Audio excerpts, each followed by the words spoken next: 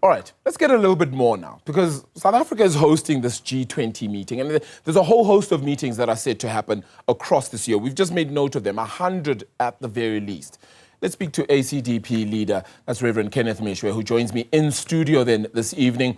We also do have MK Party Member of Parliament Wesley Douglas, Democratic Alliance Deputy International Relations Spokesperson Ryan Smith, as well as the EFF's MP then, Sam Matiasi. Gentlemen, thank you so much for the time. Really appreciate it. Reverend Meshwe, let's start off with you. You're in studio with us. Let's talk about why the G20 even matters at all. Why should anybody be looking at the G20 and think to themselves, yes, let's continue to be a part of it. We're not part of those 20 biggest economies. Why should we be part of it? It is important for our position, our capabilities, and our aspirations and foreign policies to be known. So when influencers meet, it's important that South Africa should also be there to have a voice, because there are times that the decisions are made and some of these decisions have an impact on us. So it is not a good thing for decisions to be made about you when you are not present. Yeah, so it's important. Some people might say, though, Reverend, that but we couldn't put a budget down yesterday, for example, right? We still have the water situation that is currently facing our country because of the rain. There's infrastructure deficits that we're facing. The currency is weakened as a stance as well. We're struggling on so many fronts. Why do we feel like we could still host the 20 biggest economies in our country right now? And how does it change their lives? If one looks at this gathering from the economic point of view, these guys come with money. They come loaded, and our tourism gets a benefit from hosting meetings such as this. As you know, that these are ministers, they have entourages, they have support staff, they have bodyguards and so on, and everybody who comes pays something. It's not free. So it is a good thing for South Africa's economy to have meetings such as this. But also, it is important for people to know that it is not South Africa only that is failing or that has failed to get the budget passed by Parliament.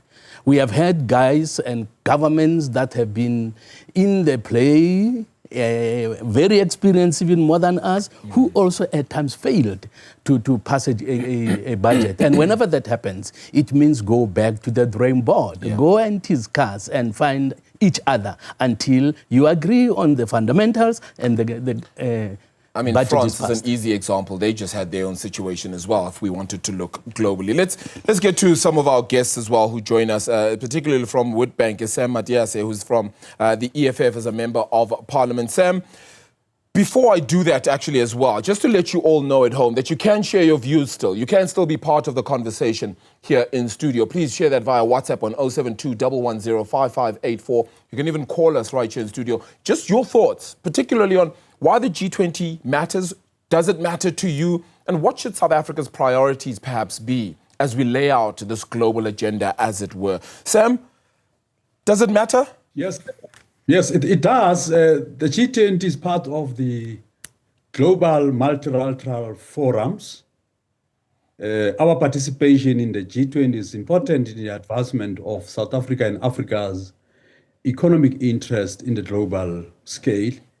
It is just as important as we participate in the BRICS, just as we participate in the other fora of international importance. So you would also recognize that not only South Africa as part of BRICS or as a BRICS member that participates in the G20, India, Russia, China are also members of the G20. So it's an important forum for us to participate, to advance not only our economic interests, but also to participate and contribute in the shaping of the geopolitical relations across the globe. So it's an important body which cannot be dismissed. Wesley, have we achieved anything, though, being part of the G20? I don't think we've achieved much being part of the G20. You must remember many of these countries are former colonists. Many of these countries have put trade bilateral agreements in place that is good to them and not good to us. We have the presidency of the G20 now, but that doesn't mean we have power over the G20. That doesn't mean that we have ultimate influence over the G20.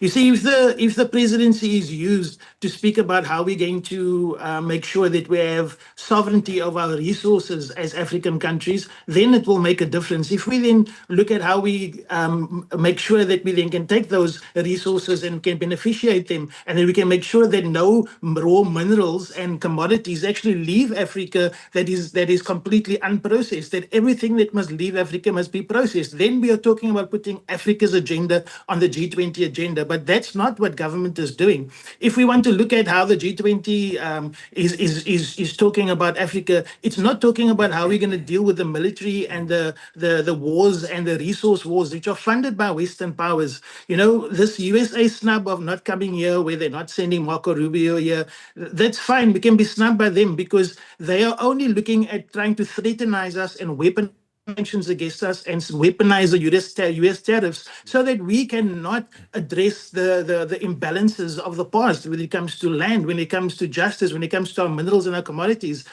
These G20 countries need to be held to account. And this snub from America, it's fine. If you want to snub us, but we still have enough resources in this country to ensure that we take all our people out of poverty. Yeah. And the land issue is at the center of that. Sure. And right now, as South Africa, the AGOA agreement doesn't actually work for us. But I'll leave it there for now, and I'll come here again a bit later. Look, you've touched on many salient points, and I think we're going to try to unpack as many of them as possible. But Ryan Smith, if I come to you, you're hopefully going to be part of these meetings in some way or other, right? What's your hope here?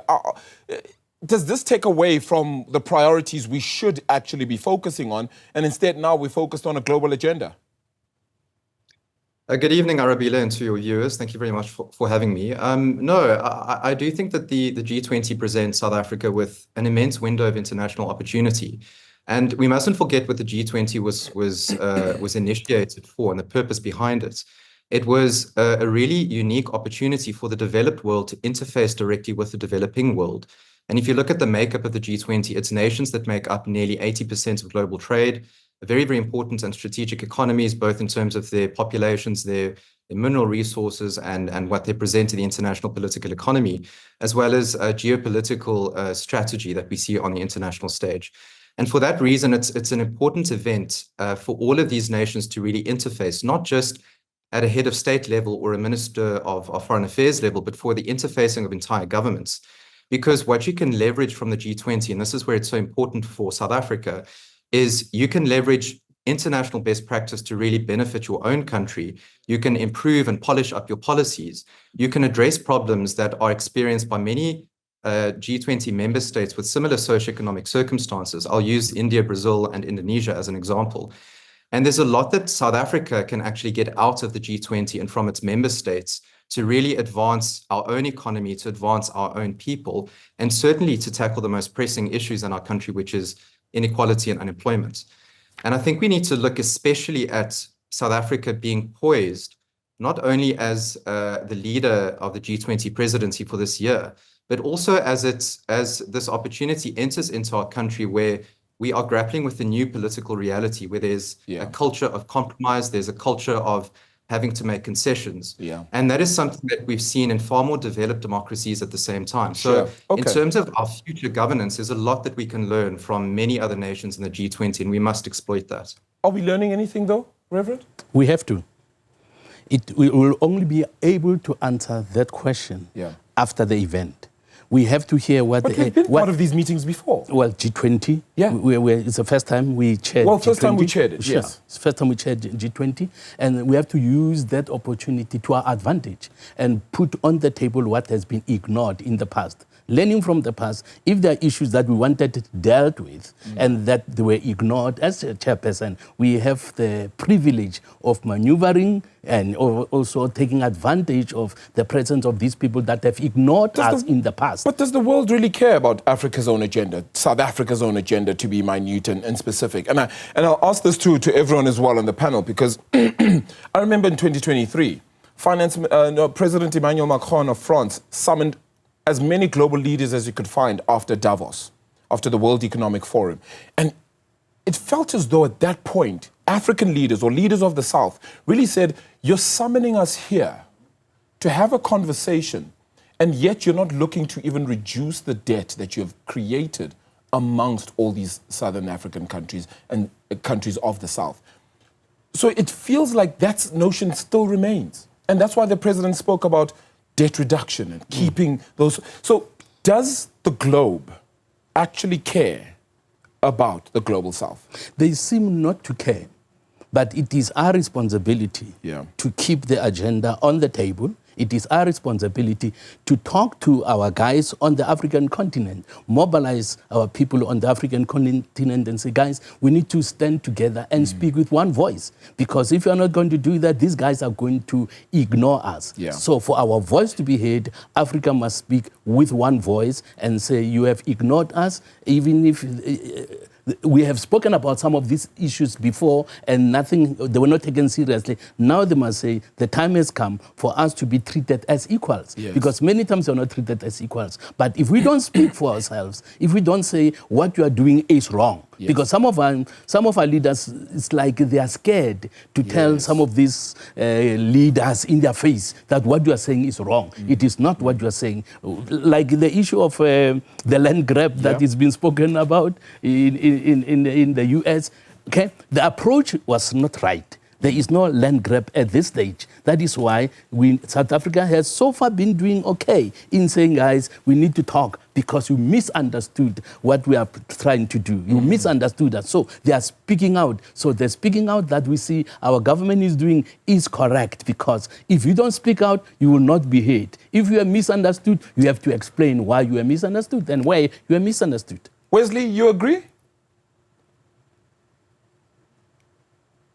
Wesley, just wondering, Wesley Douglas, I was wondering if you agree then with the Reverend. I'm not sure if you can hear me, Wesley.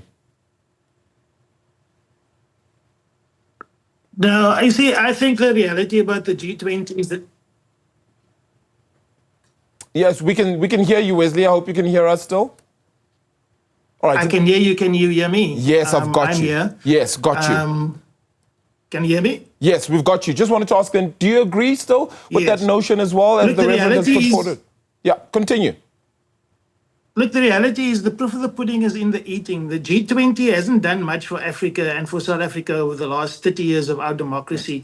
Has not invested in our infrastructure, has not created massive amounts of jobs in our economy, has not helped us to eradicate the townships and shacks for our people, and not helped us to eradicate poverty. They've extracted minerals in the raw form, and we got trucks and trains of resources leaving to Europe and the G20 countries, but there is no beneficiation, no jobs are created, and only the 1% elite, both black and white, are benefiting from this. So for us, we need to make sure that the presidency of the G20 for South Africa speaks to the industrialization of South Africa, to make sure that we can build the economic drivers that will create the jobs, that will make sure that resource sovereignty leads to land distribution that is economic redress for the past to the African Aboriginal and African indigenous people. You see, this thing about weaponized sanctions through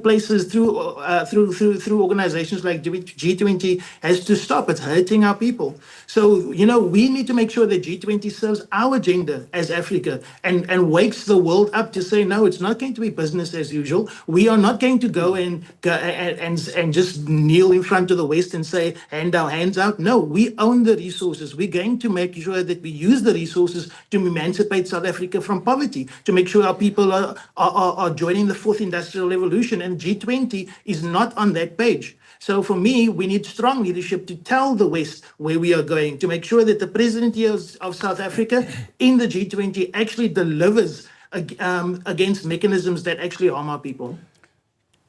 Reverend, very quickly. Wesley has a good point that I want to emphasize also. We need to tell them. Yes. Because if we act like we are scared, we are subservient, and they will go ahead and do whatever they were doing. Which they have been doing all this time. They've been doing that all the time. So we need to tell them, guys, enough is enough. We are now at the stage when we are saying we are not just going to allow you to export minerals. We want to beneficiate in South Africa so that our people can benefit from that. And you also must have a responsibility that before you take all the minerals that we are exporting to you, that you have a responsibility of helping to develop communities where these minerals are being extracted. Yeah. You cannot just take and go and we leave it like that. Ryan, would you agree with that? And I mean, how then do we hold the president to account if that is the case?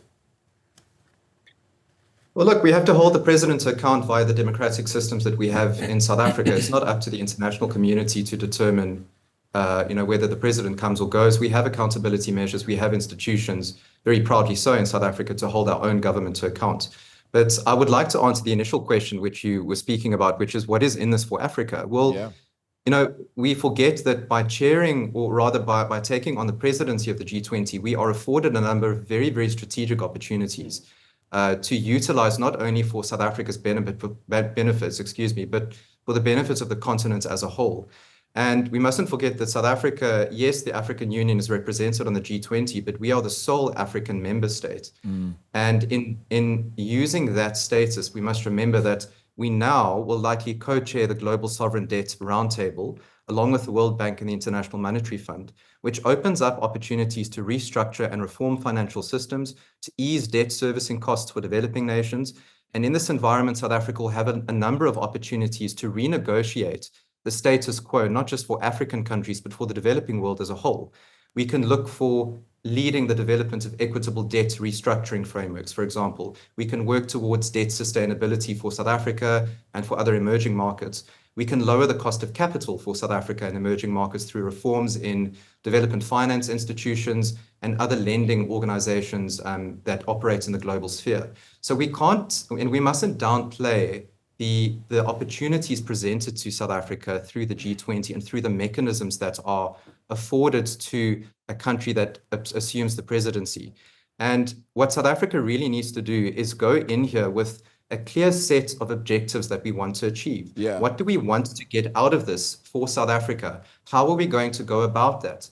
How are we going to inform each relevant minister to enter into their relevant G20 subcommittee or working group to say, hey, this is the problem in South Africa. We've got a horribly high unemployment rate. We are struggling with unskilled labor. We have a very rigid labor regime. How can we learn from countries like India that have gotten it right, or Brazil that have gotten it right, or Indonesia that have gotten it right, to say, hey, there's a lot of sharing of ideas and policies here that doesn't come from the developed world. It doesn't come from the colonizers, as the MK member said. It comes from people like us with the same problems that we go through. And this is what makes the G20 so important, is because it's not just a talk shop of the developed world. Neither is it a talk shop of the developing world. It's a very, very interconnected framework of nations that experience their own problems, but that come together to work towards a better future. And if you look at, for example, the goal to achieve the United Nations Sustainable Development Goals, that deadline is now in 2030. So we've got 5 years left for South Africa, surely, to meet all of those deadlines. And so it's now more pressing than ever for us to really look at using our strategy and our position here to leverage the best outcome for us. Sam, I'm going to come to you then. How do we make this important to everyday people as well? Because we might want to drive the agenda from let's call it a higher up point of view, from a presidency, from a ministerial. But everyday people also need to care about it as well. How do we make sure they understand what it is we're trying to do here? Well, the day-to-day struggle that we pursue as members of parliament, particularly those of the EFF, is about securing a good and quality life for our people. And in our engagement in forums such as the G20, the United Nations organizations, and many other forums, at the center of that engagement is to change international global relations to benefit our people. And that is not without ignoring the fact that the history of most of these developed nations, and which are part of the G20, are former colonizers. They have a history, of course, of looting African resources for their own benefit. But it doesn't mean that because we have that history of colonialism and now neocolonialism, that we should not engage in these forums. These forums are important in shaping global trade relations, which of course controls the world and how the world makes benefit from each of the participating countries. The problem we have in South Africa is not our participation nor non-participation in these forums. The problems in South Africa and perhaps in Africa is the problem of lack of leadership. And that comes to the history in this country of 30 years of ANC misrule, of the ANC placing the leadership interest before the interests of the citizens, and resulting into the situation in which today unemployment hovers about 37%, poverty is worse, and South Africa has become the most unequal society world over. Yeah. Having said so, and having listened to other contributors and participants, until former colonies, South Africa and India and many, and China, finds alternative forums such as BRICS, forums such focuses on the global south, and all countries that believes in alternative forums and systems of self-development, self-enhancement, will have a duty to participate in organizations such as the G20. And the G20, of course, as we engage in it, we engage it with the understanding of a love-hate relationship. Yeah. We engage in the G20 and other forums on the basis of the unity and struggle of the opposite. Yeah. We have to engage with these forces, make them understand where we come from, sure, including making them understand that the allegations and rumors and misinformation and falsehood that is perpetuated by individuals and organizations such as the Freedom Front Plus, AfriForum, about genocide in this country, about all ugly things that Donald Trump spoke about, are just misinformation. Yeah. We can only win the struggle against such disinformation and propaganda if we engage in forums such as the G20 and win friends than to losing friends. So we're going to continue to try and give you the latest on just how significant this is, how important the Group of 20 Nations meetings are, why holding the presidency for this year is so significant then for the country. Ultimately, towards the closeout of last year to November or so this year, it's going to be very important to South Africa to try and set that agenda, as everybody has been speaking about. We're going to unpack that a little bit more. I'm also going to then speak about how the United States carries the presidency of the G20 next year. So will all the work we do this year be undone? Be part of the conversation. WhatsApp 072-110-5584. Also call us on 010-594-6010.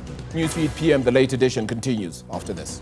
Welcome back. Thank you so much for joining us on Newsfeed PM, the late edition. For more on South Africa hosting the G20 meeting, we're speaking then this evening to ACDP leader, Reverend Kenneth Mishwe, who joins me in studio. MK Party Member of Parliament Wesley Douglas also joins us. So too does the DA's Deputy International Relations Spokesperson, Ryan Smith, and EFF Member of Parliament, Sam Madise, who joins me as well this evening. Thank you to all of you. So the question is, what should top South Africa's agenda at the G20 meetings? We've now just opened it up, particularly for the foreign ministers. And the meetings over these 2 days that are happening in Nasrec in Johannesburg, just what should come out of that? That's the question perhaps you can also be a part of. So send us a WhatsApp, 072-110-5584, and call us on 010-594-6010. Reverend, before the break, we had been speaking about making sure our priorities are met. Sam was also speaking about ensuring that we set the agenda correct. Everyone ultimately made note of that as well. And you also said that. How do we do that when the world's biggest economy, one, doesn't want to be part of the conversation because of a feud that they ultimately have with just the host nation of the G20 this time around, but they host the G20 presidency next year? How do we make sure that the message isn't lost after this? We have to pursue dialogue. with the biggest economy, with the US. So you think we should still be sending that for sure. delegation to the United States to explain ourselves? So now we're explaining our actions to other countries. Well, no problem. If you are misunderstood, Yeah. it is your responsibility to explain yourself. So South Africa should do that. And in doing that, they should show the world that they are not going to fold their arms, cry, and say, the world help us to be able to get through to the US. I don't think they will, the president of the US who's going to chair the G20 after South Africa, I don't think he will undo what will happen. South Africans must be positive. They must be positive. Yeah. The fact that we are misunderstood now, it is our duty to sit down and say, guys, how do we explain in a way that we will be understood? Okay? I think they were misunderstood. Whoever gave the message to the president that side maybe misunderstood something. Yeah. And the president did not get the message the way it is. And it is South Africans who must position themselves that we are going to explain ourselves like a good teacher. Okay, you can be a teacher and your students fail. Another teacher comes, then he sends his message very well that you see the improvement of the results. So our leaders in the past were timid. I think many of our leaders are timid. When they see these guys, they become too timid and they listen to them more than they speak. When it is time for them to speak, let them speak with confidence and say, guys, this is what we are doing, and we expect you, and we ask you maybe to meet us halfway in order to finish this product. But if we go to them like we have a begging bowl, we don't have anything to offer, then we are in trouble, you see. But there are two sides to that then, and I'm going to ask yourself and Sam as well to respond exactly to this question that I'm going to ask. If we're going to the United States to explain ourselves, and we're saying to them, meet us halfway ultimately, does that mean there's certain elements of our own policies that we are now changing in order to fit in to what the United States wants? It is not only about policy. It is also about experience in doing what needs to be done. We are talking about beneficiation. Okay? We need to find people or world or leaders who are doing it very well. Okay? So that we can learn from them. So we go to them and say, meet us halfway. Why? Because we want to learn from the way you have developed your countries. Every step you have taken, we want to see how you did well what you have done. Because we also want to do well as South Africa. But to go there like we have nothing to offer, I think Africa has made that problem. We have had leaders who are just quiet when they are given money. Too timid. Many of our leaders have been too timid, and that must change. Sam, you agree? Well, we have no reason to explain ourselves to anybody.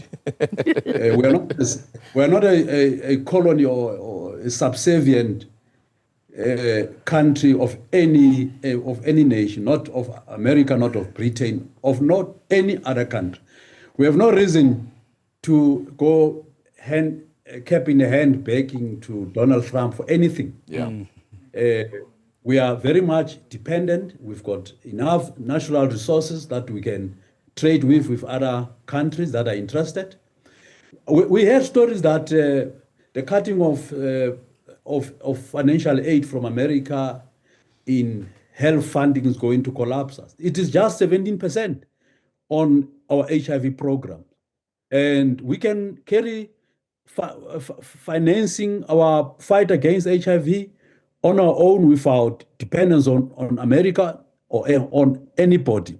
We are a sovereign country, a sovereign state, and our sovereignty must be respected.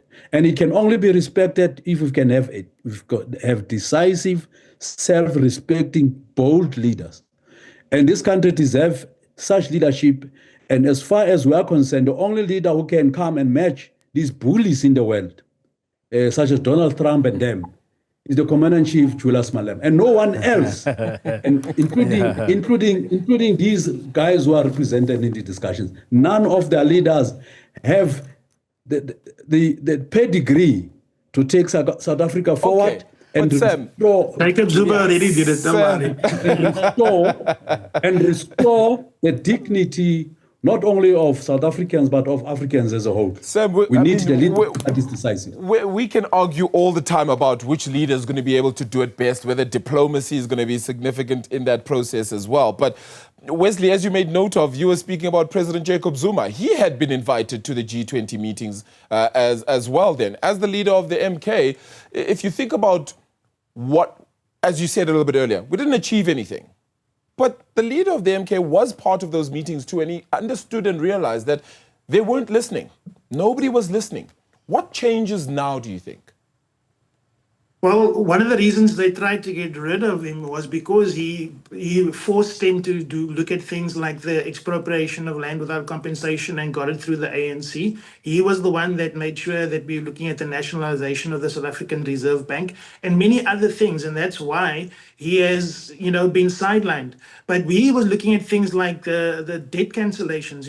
Russia in 2022 at Sochi forgave all of Africa's debt for all 54 countries. It's something that the G20 countries should do for us as well, which will bring down our austerity measures. It'll make sure that our people have enough money for things like the financial reform and making sure we have money for our economic emancipation. But they won't do that. These are things that we got to talk about, is ending these austerity measures, ending the red tape, which is access for SMMEs, black SMMEs to G20 markets. Right now, the markets are closed out for black SMMEs. There's not enough support, there's not enough financing. And G20 needs to make sure the benefits goes to everybody.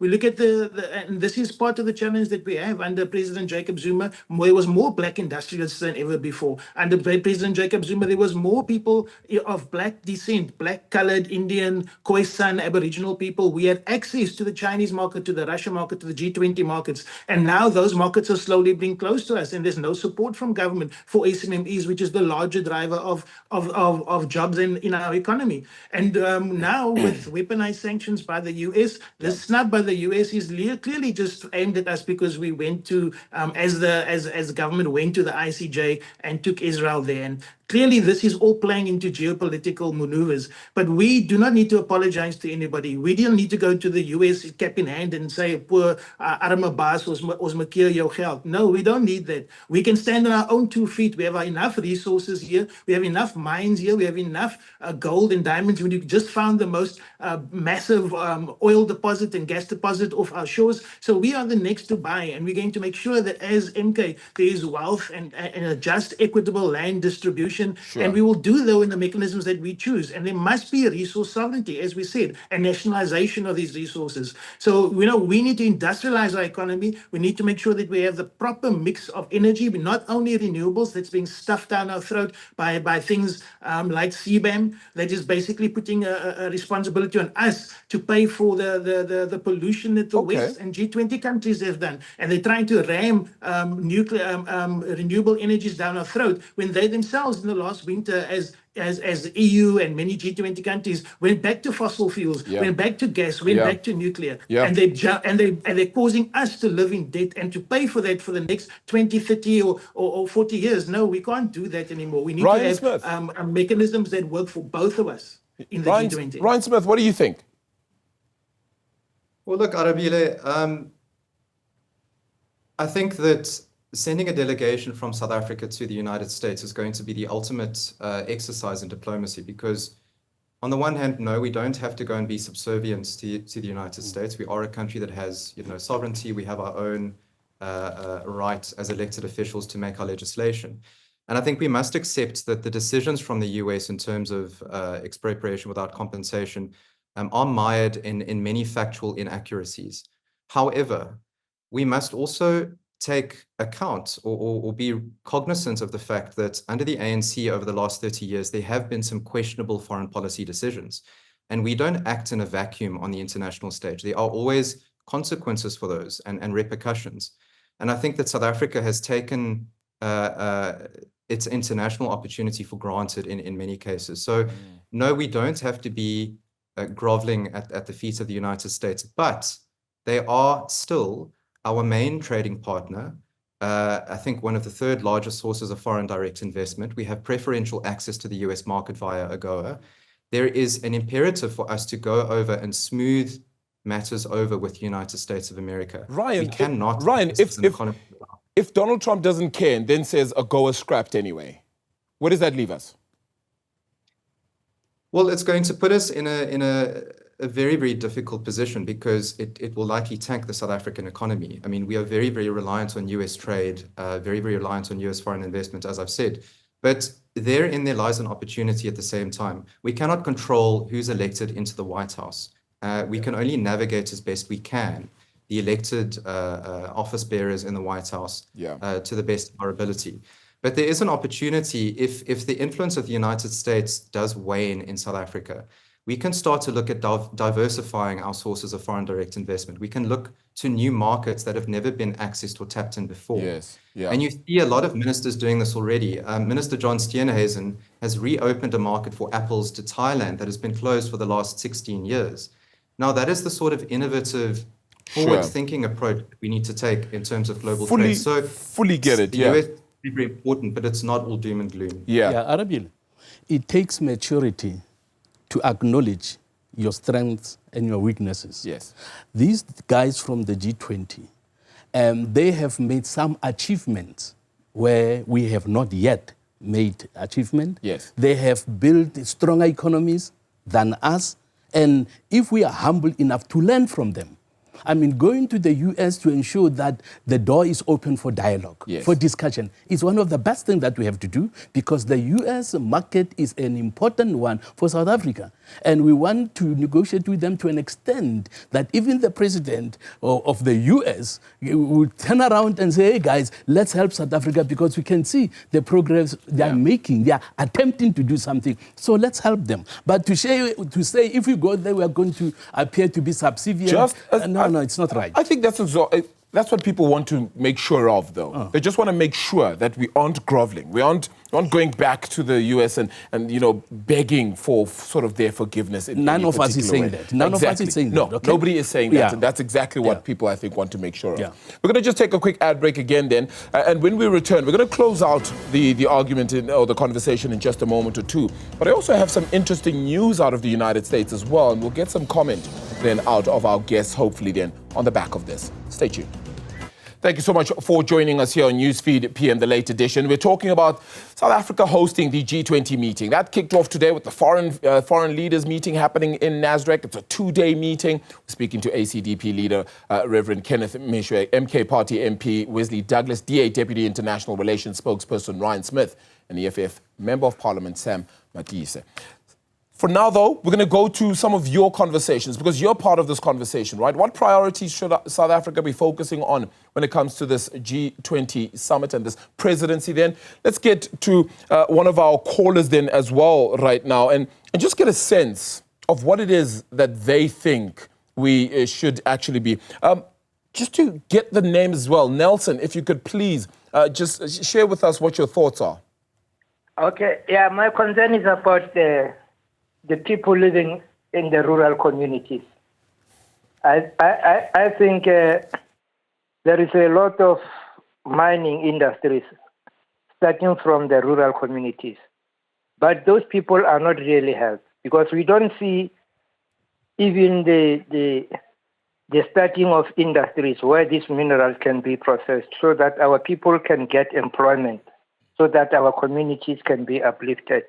So there is mining areas around, but our people are still stuck in poverty.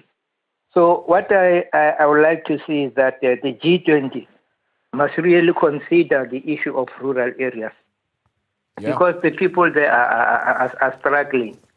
Yeah, it can be transport infrastructure. Our people we are very suffering. So I think if they can reconsider maybe their stance and say, okay, let's develop these people, because those people in the urban areas, the area is already developed. You see, already developed. So our people move from here to the urban areas, and then they leave their mining behind. So they are going to start to work in the urban areas. All right, Nelson, I think we take on your point fully. I think there's certainly an agreement to that sense as well, right? The rural areas of South Africa being underdeveloped. But how much of that becomes a G20 conversation? We'll maybe try and get into that. Before we get into it, Reverend, we also have 4 WhatsApp messages that perhaps we can then just unpack as well. One from Ivan Steenkamp then, saying that at the upcoming G20 meeting, South Africa should prioritize the following key issues: finance and energy transition. Very interesting that he also makes note of the energy transition, global economic reform, I might add, and I say global especially, and debt relief. trade and industry in Africa, global governance, as well as peace diplomacy, water security and climate change, plus digital transformation, as well as AI. And our next message then on the WhatsApp line is from Sanjay Luchman, saying then that the G20 is mainly for trade, but South Africa needs to grow its own country and stop borrowing money. Work the Rainbow Nation, and it should not be 80-20. Let's be fair to all races and be equal, from Sanjay Luchman there. Now, Saji Chetty says South Africa hosting the G20 is a great transformative opportunity for the country and the continent. It allows the country to assert its leadership, advocate for the interests of the global south, and drive meaningful change on the global stage. By leveraging this platform, we can position South Africa as a key player in shaping a more inclusive, equitable, and sustainable global community. The moment is not just a diplomatic achievement, but a strategic opportunity to advance national as well as continental development goals while contributing to global progress. Very interesting thoughts there, Saji Chetty, as well being put forward. Gentlemen, still joining me. I know there was a lot being put forward there.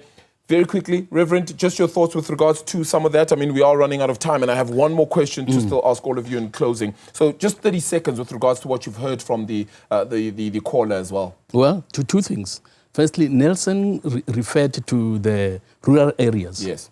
I did mention earlier on in our discussion that where mines are, and some of them are in rural areas, yes, the people who are benefiting from our minerals, they don't care about what's happening around the mines. Yeah. They should have a responsibility also of contributing. And I think the issue of contracts that are signed has to be revisited, because those contracts, I'm sure, they favor the West and not the indigenous people. This was meant to be the whole point of the Minerals and the Mineral Rights Act, and just how that was brought forward, because you're supposed to fix mines and the communities around them, actually, as well. So that's and very also interesting to put on forward. the issue of debt relief also. Yes. Contracts have to be revisited, because you'll find that the interest rate that they have to pay, those that are owing, is very, very high, which has to be renegotiated. So we cannot just say it has been done 50 years ago, so we just have to perpetuate what's happening. We need to revisit the debt relief and say, this is unaffordable. This is what we can afford as Africa. Closing statement, Wesley Douglas, what is your sense from the G20 overall? What can we achieve? And then just very finally as well, I know I'm not giving you too much time on this, but the the United States has decided to sanction a few leaders as well as 2 entities out of the DRC. What can we make of situations like that, for example, as well? Well, firstly, let me speak to the rural communities. I think we need to have a link between G20 and the rural communities, and benefit needs to go down to the grassroots. I definitely think that the USA is out of its boundaries for putting sanctions against leaders. They have no concept of what the truth is. Just by looking at what they've done with South Africa, they clearly don't have any idea of what's happening here in Africa, and are basically changing people's lives, putting sanctions against people, against countries, without having correct information. So I don't think that's a good way to go about it. But where I want to close is just basically say that the G20 presidency is with South Africa, but South Africa has a problem in that it has a DA, ANC-led coalition government that's schizophrenic. They both have diametrically opposed positions, and on many geopolitical issues. And yesterday's cancellation of the budget speech was an example of that problem, and it's going to go into the G20 promise issues. Today we had an international relations subcommittee meeting where we were supposed to debate the future of South Africa's foreign policy and international relations issues, and that was also cancelled at the last minute because of the DA and the ANC having diametrically opposed positions, and they didn't want to exacerbate what happened yesterday. So we have a problem in this country, and that we need to get back to a position where G20 is now, presidency is used for our benefit. Yes. But Wesley, some could say that that is exactly the whole point of democracy. That's the whole point of the GNU. Let me give you some time there, Ryan, as well, because we are closing out. We're running out of time. Thanks, Arabile. Look, in reference to the United States, we know that the Trump administration has employed a power for diplomacy strategy, and I think they're well within their rights to sanction individuals that the United States sees it fit. Whether that will make any material difference to the conflict remains to be seen. I mean, we've just received the announcement, so we'll go and take a look at who's been sanctioned and what the reasoning is, and whether we agree with that or not. But getting back to the G20, we've been handed this fantastic opportunity on a silver platter if we go in with the right proposals and the right intent, and if we have the political will through the GNU to really capitalize on this immense window of international opportunity. We can really make the G20 presidency for South Africa an incredibly fruitful exercise. And I think that if we focus on that, and if we have cool and calm heads, if we put South Africa first and Africa's agenda first, while being open to new ideas and new policies, it can be an immense success for our country. And I really look forward to seeing it unfold over the course of the year. Sam Matias, your final comment, sir. No country whatsoever in the world has got the right and the monopoly to declare leaders of other countries as criminals, of international criminals, or bandits, or anything of that nature. America cannot act like a police officer or policeman of the world. That had to be made very clear. We cannot entertain fanatics and racists such as Elon Musk and Donald Trump to dictate for the world what must happen in our respective countries. But the most important point that I want to make, Arabile, is if we cannot be respected back home here by the likes of the Freedom Front, the DA, and the AfriForum, who bullies us daily and as they bully the ANC and everyone else, like they did yesterday with the budget vote. What stops elements such as Donald Trump to want to bully us? No, we have to regain our own courage, of our own conviction to stand up against bullies of the world and ensure that we, as the EFF has got a blueprint of how to transform the South African economy. And we propose that through the 7 non-negotiable cardinal pillars. And through the implementation of such a bold program, we'll be able to stand free from dependence of the countries of the West. And Sam, we shall continue to fund imperialism as is represented and advanced by United States of America. And Sam, we're trying to obviously find solutions, and hopefully we found, or have at least spoken about some of them. Key to the agenda, making sure that we put our best foot forward and ultimately drive the conversation from our side, because it's important for us. We'll give you more news at the back end of this. Stay tuned.